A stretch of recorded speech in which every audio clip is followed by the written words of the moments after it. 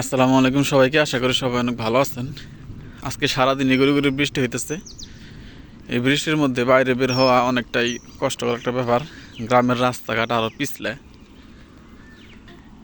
সারাদিন পরে বিকালবেলা একটু বের হইলাম আপনাদেরকে গ্রামের কিছু আবাদ দেখানোর জন্য। এখানে যে আবাদটা দেখতেছেন এই ক্ষেতে, এগুলো হইতেছে লাউ গাছ। এই লাউ গাছের এইখানে আরেকটা আবাদ আছে, ওইটা হইতেছে মূলা গাছ।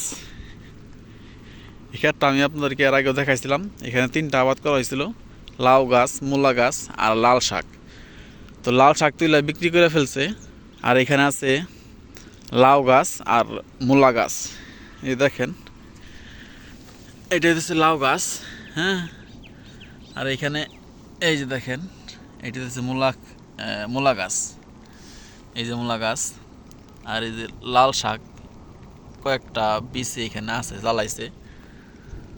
তো এই পুরাটুকুতেই যে লাউ গাছগুলো দেখতেছেন, এগুলো যখন বড় হবে, 12 পাতা বা 13 পাতা হবে, তখন এইগুলার ডোগা কাটা নিয়ে বাজারে বিক্রি করবে। তো ডোগা কাটার পরে আবার ওইখান থেকে লাউ গাছ বড় হবে, আবারও ডোগা জন্মাবে অনেকগুলো, হ্যাঁ। তো এইটা হইতেছে পদ্ধতি, লাউয়ের শাক বিক্রি করার পদ্ধতি। তো এই ক্ষেতটা আমাদের না, এই ক্ষেতটা আমার এক চাচার। আমাদের ক্ষেতটাতে সামনে আমাদের ক্ষেতে লাল শাক আবাদ করছিলাম, যদিও বৃষ্টির কারণে হয় নাই।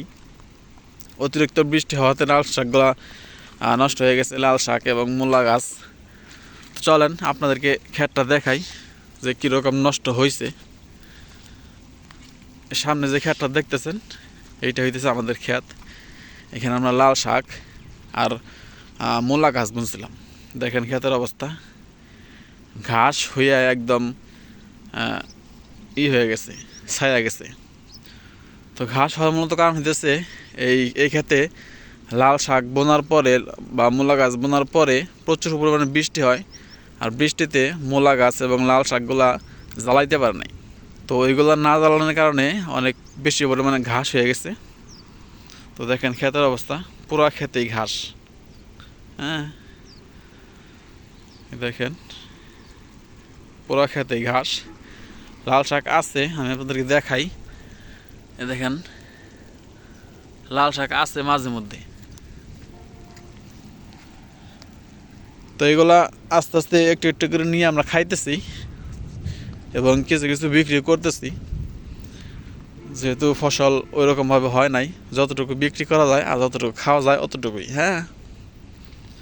তো দেখেন যে পরিমাণে ঘাস হয়েছে বলার বাইরে। এই যে এখান দিয়েও লাল শাক আছে, এই যে।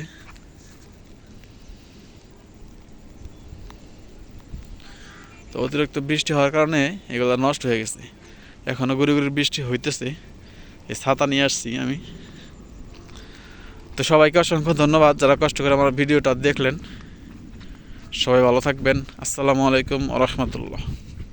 এইগুলো হইতেছে পাটের বিচি, পাট বেচন রাখছিল, সেই বেচন থেকে এই বীজগুলা হয়েছে।